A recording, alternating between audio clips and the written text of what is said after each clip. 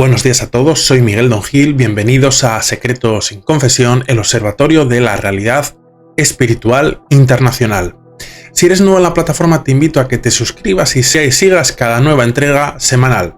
Estamos emitiendo la edición número 50, correspondiente al sábado 6 de julio de 2024. Antes de comenzar te invito a que seas parte del canal de Telegram Los Cristianismos, en el cual tendrás información nueva y detallada, añadida, con muchos detalles sobre la información del podcast.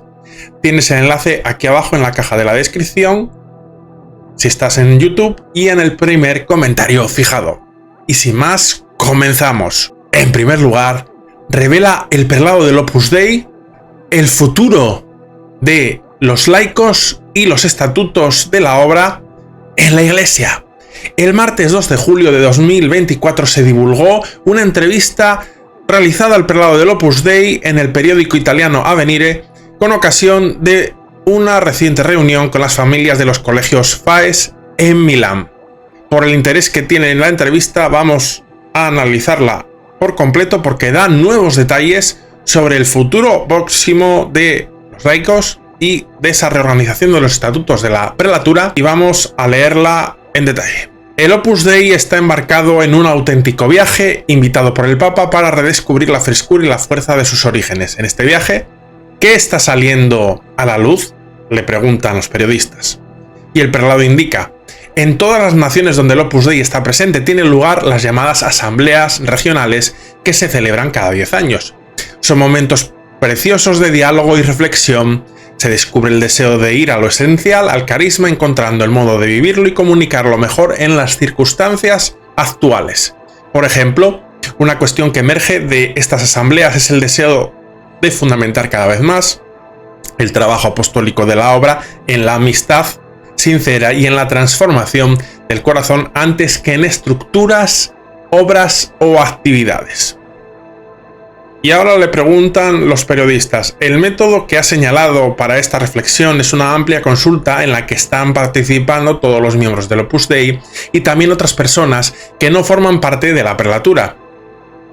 ¿Nos puede explicar las razones por las que, en clave sinodal, se ha inclinado por esta opción? Y el prelado, Fernando Cariz, responde: como la Iglesia en su conjunto, el Opus Dei es familia, y cuando una familia tiene que tomar una decisión importante, retos o prioridades, se escucha a todos. Nos pusimos en contacto con la Secretaría del Sínodo, que nos animó a vivir las asambleas regionales de la prelatura como un momento especial de escucha. Cada asamblea tuvo momentos de encuentro a nivel local con grupos de discusión, cuestionarios, intercambios intergeneracionales. Este proceso fue simultáneo a la participación de muchos miembros del Opus Dei en las fases diocesanas del sínodo sobre la sinodalidad en sus respectivas diócesis. Y ahora los periodistas le preguntan: el Opus Dei se encamina también hacia el centenario de su fundación. ¿Qué pasos están previstos y qué se espera de esta larga preparación? El prelado responde: en los años que preceden al centenario, queremos interrogarnos sobre las necesidades y los desafíos de la Iglesia y del mundo.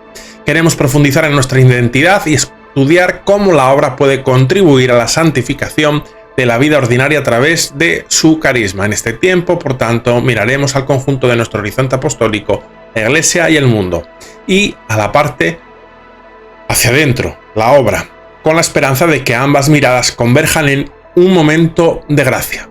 Cuando pienso en el centenario del Opus Dei, me viene a la mente una oración que el beato Álvaro dirigía personalmente al Señor: gracias, perdóname, ayúdame más. En cierto sentido, en el momento actual, todos deberíamos vivir esta inspiración. Y ahora viene una pregunta de los periodistas muy importante o interesante en lo que respecta a estos nuevos estatutos que se van a publicar muy próximamente, ese trabajo conjunto, resultado de ese trabajo conjunto entre la prelatura y la Santa Sede. Le preguntan al prelado del Opus Dei: ¿cómo va la revisión de los estatutos? Y responde el prelado Fernando Cariz: como decía el Papa, se trata de que los ajustes preserven el carisma y la naturaleza del Opus Dei sin encorsetarlo ni ahogarlo, por ejemplo, subrayando su carácter secular, y el hecho de que más del 98% de los miembros son laicos, hombres y mujeres que viven su vocación en la calle en la familia, en el trabajo. Para ello se están manteniendo una serie de reuniones entre representantes del dicasterio, del clero y 4 canonistas del Opus Dei, 3 profesores y una profesora. Como estamos todavía en medio de este proceso, no puedo dar más detalles, pero puedo asegurarles que los trabajos se están desarrollando en un clima de diálogo y confianza.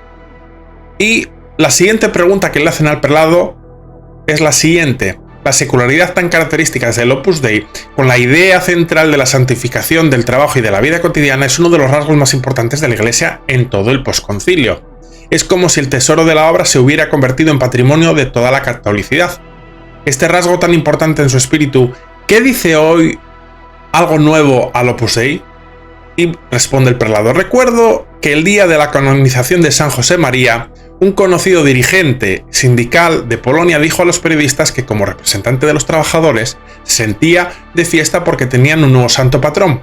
En realidad, la santificación del trabajo es un tesoro que Jesús nos mostró durante los 30 años de su vida, oculta, trabajando y manteniendo así a su familia. San José María lo recordaba con especial fuerza.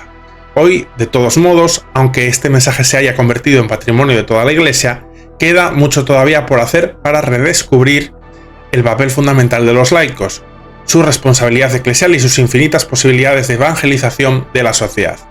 Y la siguiente pregunta que le hacen al prelado es: los laicos son casi todos los miembros del Opus Dei, que están por tanto inmersos en las realidades del mundo, atentos a lo que sucede desde las grandes heridas de la humanidad hasta las nuevas oportunidades que se abren. ¿Cómo participa la obra en los cambios y sufrimientos de nuestro tiempo?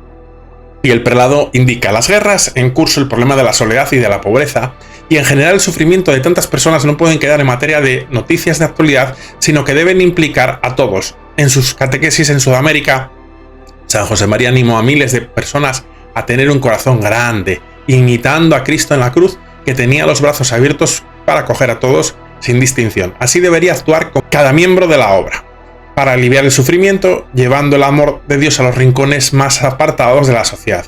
Dios confía a todos los bautizados la tarea divina de construir el mundo, la familia, el barrio, y por eso Sartes, el ocio, como hijos suyos.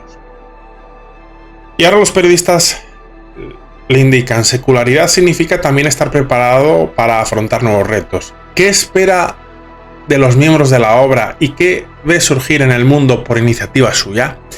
Y el prelado responde: las iniciativas de los miembros se adaptan y surgen en función de las nuevas necesidades. Por ejemplo, en Madrid ha nacido el Hospital Laguna para atender a los enfermos terminales. Y cita otros ejemplos de iniciativas concretas que se están desarrollando en diversos lugares del Opus Dei. Y continúa: son algunos ejemplos de cómo combatir la pobreza material y espiritual que nos recuerdan lo que San José María hizo desde el principio con los enfermos y necesitados en el Madrid de los años 30 del pasado siglo, tratando de implicar a los primeros jóvenes que le seguían. Pero la respuesta a los nuevos retos sociales se concreta especialmente a través del trabajo profesional, tratando de generar relaciones de justicia, la dimensión social de los cristianos, aunque con diferentes manifestaciones, debe interpelarnos a todos para intentar transformar nuestra vida en donación, en siembra de paz y alegría. La siguiente pregunta que le hacen al prelado es la siguiente. Escrivá ha recordado a menudo a sus hijos espirituales su deber de servir a la Iglesia como la Iglesia quiere ser servida. ¿Qué lectura hace hoy de esta famosa frase suya? Y el prelado indica: yo diría que su significado no ha cambiado desde el día en que fue pronunciada. El amor a la Iglesia y al Papa están en el ADN del mensaje de San José María. Desde un punto de vista práctico, esto se traduce en ayudarlo lo más eficazmente posible en la diócesis donde vive y a los que pertenecen los miembros del Opus Dei. Por ejemplo, hay muchos laicos que colaboran activamente en catequesis o cursos prematrimoniales en sus parroquias, en iniciativas de servicio como Cáritas, en actividades para jóvenes, etc. Del mismo modo, recibo muchas peticiones de obispos diocesanos para que tal o cual sacerdote colabore en una parroquia, en un hospital, en un determinado servicio a la diócesis. Siempre que es posible, estamos encantados de colaborar. La última pregunta que le realizan es la siguiente: ¿qué indica hoy una iniciativa típicamente laical como las escuelas del grupo FAES, Familia e Escuela, Familia y Escuela, en las que participan personas vinculadas a la obra y muchos de sus amigos también no creyentes? Responde el prelado: 50 años de esta institución son un patrimonio importante al servicio de la familia en la educación de los hijos. Me alegro de este hito y animo a las familias a seguir por este camino con esa empatía y capacidad resolutiva tan típicas de los italianos. Como vemos, una entrevista muy detallada en la cual da algunos tips, algunos comentarios sobre ese futuro cercano con los nuevos estatutos y también destacando mucho el papel de los laicos dentro de la prelatura, destacándose que el 98% aproximadamente de los miembros del Opus Dei son laicos y la necesidad de incidir en el papel de los laicos, no solo en la prelatura, sino en la Iglesia Universal. Y en segundo lugar, Monseñor George Waswain obedecerá al Papa Francisco como nuncio de los países bálticos. Si el lunes 24 de junio se informó que el Papa Francisco había sacado de su retiro en Friburgo de más de año y medio a George Waswain, ahora se transmite cómo el propio prelado, el sábado 6 de julio, promete reverencia y obediencia a Francisco, diciendo: lo que había que aclarar se aclaró. Es una forma de indicar que aquellas desavenencias que hubo hace más de año y medio, que llevaron pues a que el Papa lo enviase desde la Santa Sede a la diócesis de Friburgo sin ningún cometido, pues él dice que cualquier tensión que pudo haber se ha olvidado y que él obedecerá, será fiel al Papa. Cierra así cualquier tipo de debate respecto a su lealtad al Papa Francisco. También en este testimonio ha indicado que el Papa Francisco es el sucesor de Pedro, a quien debo reverencia y obediencia. Subraya Waswain como una forma de cerrar cualquier tipo de polémica. Waswain reconoció o admitió algunos desencuentros existentes con el Papa Francisco tiempo atrás, pero achacó a partes interesadas haberlos mantenido artificialmente vivos. Añade: ahora es importante, lo digo con San Pablo, yo ya no miro hacia atrás, sino que me concentro en lo que tengo por delante, insistió Waswain, comentando la normalidad en las relaciones entre el Papa Francisco y su nueva misión como nuncio apostólico para el Báltico. En tercer lugar, sacerdote atiende a las clarisas de Belorado después del cisma con la Iglesia Católica. Sor Lucía Carán ha desvelado cómo una de las religiosas le ha comentado cómo están siendo atendidas espiritualmente por un sacerdote del que no se sabe su identidad, según informó el pasado miércoles 3 de julio. Hay un sacerdote atendiendo a las esclarisas de Belorado. Indica Sor Lucía Carán que no hay más pistas, no se sabe si es de la Iglesia Católica o si es un sacerdote católico independiente o qué identidad tiene este sacerdote, pero una de las clarisas le informó a Sor Lucía Carán que están siendo atendidas espiritualmente diariamente, recibiendo los sacramentos. Por otro lado, en lo que respecta a la relación posible futura entre las clarisas y el arzobispo de Burgos, indica Sor Lucía Carán que cree que no están dinamitados todos los puentes. Es el momento de que las hermanas puedan recapacitar, puedan pedir disculpas y aceptar con humildad que se han equivocado. Tantos años de vida religiosa no se pueden tirar por la borda, concluye Sor Lucía Carán.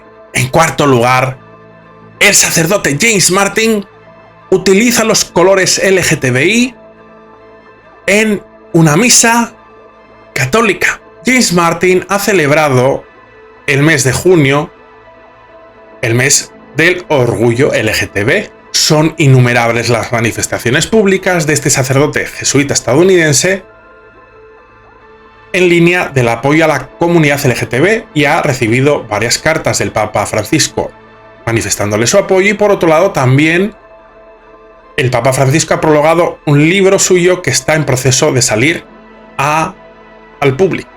Y el propio James Martin, y de aquí la polémica que se ha suscitado, es que ha compartido a través de sus redes sociales unas imágenes de una charla LGTB que impartió en una iglesia de Ohio. Y en las imágenes se puede apreciar cómo está cubierto el ambón con un decorado en el que aparece la Virgen María, que lleva en el manto la bandera LGTB, y en esta charla se reivindica la transexualidad. Según el religioso, la conferencia marcó el 50 aniversario de una de las primeras conferencias para católicos, gays y lesbianas que tuvo lugar en este mismo lugar allá por 1974. El tema es que ha suscitado la polémica porque hay un sector de los católicos que entienden que revestir en el manto a la Virgen María con los colores LGTB no es procedente, y hay otros que entienden que es una forma de incluir a los homosexuales. Sea como sea, ha levantado la polémica en estos últimos días. En quinto lugar, la Santa Sede excomulga definitivamente a Monseñor Carlo María Viganò. El jueves 5 de julio se informó que Doctrina de la Fe ha excomulgado al arzobispo Carlo María Viganò después del proceso que se había iniciado recientemente para revisar los delitos que se le acusaban de cisma y de rechazar al Papa Francisco. El 4 de julio de 2024, reza el comunicado difundido por el Dicasterio para la Doctrina de la Fe, el Dicasterio se reunió para concluir el proceso penal extrajudicial por el cual Carlo María Viganò estaba acusado del delito reservado de cisma. Se le dio la posibilidad de que participase personalmente o con un abogado. Él mismo en sus redes sociales manifestó que no iba a participar y que era un honor que hubiesen iniciado desde la Santa Sede ese proceso contra él, porque demostraba que él tenía la razón, y al término del proceso penal, a él no participar, siguió su curso y ahora se expone cómo ha sido declarado por los tribunales de la Santa Sede como culpable del delito reservado de cisma. Debemos recordar cómo en varias ocasiones en los últimos años el exnuncio de Estados Unidos había declarado que no reconocía la legitimidad del Papa, y tampoco del último concilio, el Concilio Vaticano II, y todo ello motivó este proceso por el cual ha sido declarado culpable y ha sido excomulgado. En sexto y último lugar, el Papa Francisco nombra al primer obispo afrocolombiano. El pasado jueves 5 de julio se comunicó que el Papa Francisco nombró el primer obispo afrocolombiano, que pasa de ser párroco en la Catedral de Cali para la diócesis de Quibdó. El sacerdote Winston Mosquera, en concreto, nacido en Andagoba, en Chocó, se venía desempeñando como vicario general de la Archidiócesis de Cali desde el 2017. Por primera vez en Colombia es nombrado el primer obispo afrocolombiano en uno de los cargos más importantes en la Iglesia Católica en Colombia. Este viernes 5 de julio, la Santa Sede dio a conocer el nombramiento del padre Winston Mosquera Moreno, elegido por el Papa Francisco como obispo de la diócesis de Quibdó, Chocó. El padre Winston nació en Andagoba, perteneciente a la diócesis Ismina Tadó, del departamento del Chocó, en 1967. Cursó sus estudios de filosofía y teología en el Seminario Mayor San Pedro Apóstol de Cali y fue ordenado sacerdote para la Arquidiócesis de Cali el 19 de marzo de 2005. La importancia de este nombramiento es que este grupo poblacional de los afrocolombianos tienen el primer obispo en Colombia. Hasta aquí las noticias de esta semana. Me interesa saber, como siempre, vuestros comentarios, vuestra opinión, si estáis a favor o en contra de los diversos aspectos contenidos en estas noticias. Como siempre, me encantará saber vuestra opinión en la caja de comentarios. Podéis, con respeto, exponer vuestra opinión y en la medida de mis posibilidades os responderé. Por último, os invito a que accedáis al portal informativo plural independiente de los cristianismos, en el cual a lo largo de toda la semana hay estas más otras noticias sobre la realidad cristiana internacional. Espero que sea de vuestro interés y tenéis el enlace al mismo en la caja de la descripción y en el primer comentario fijado. Sin más, me despido de todos vosotros con un fuerte abrazo.